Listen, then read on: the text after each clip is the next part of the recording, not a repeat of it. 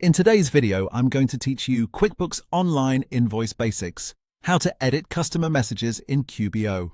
If you want your invoices and email communications to sound more professional and consistent, updating your default customer message in QuickBooks Online is a simple but very useful step.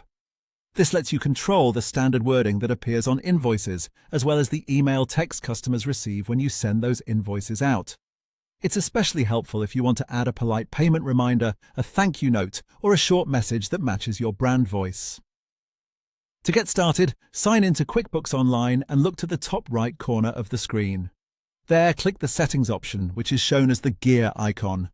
This is where many of your company-wide preferences and defaults are managed, so if you ever need to adjust how QuickBooks behaves across forms and communications, this is a good place to begin. Once you open Settings, choose Account and Settings.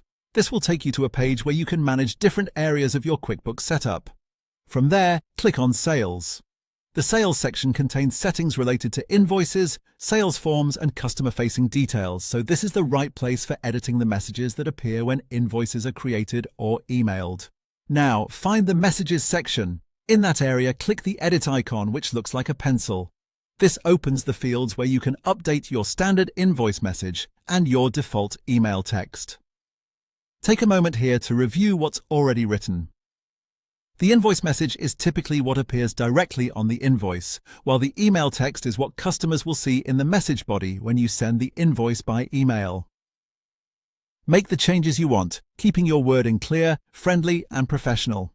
It's a good idea to use language that works well for most customers, since this will become your standard message going forward. If needed, keep it short and easy to read so your main point doesn't get lost.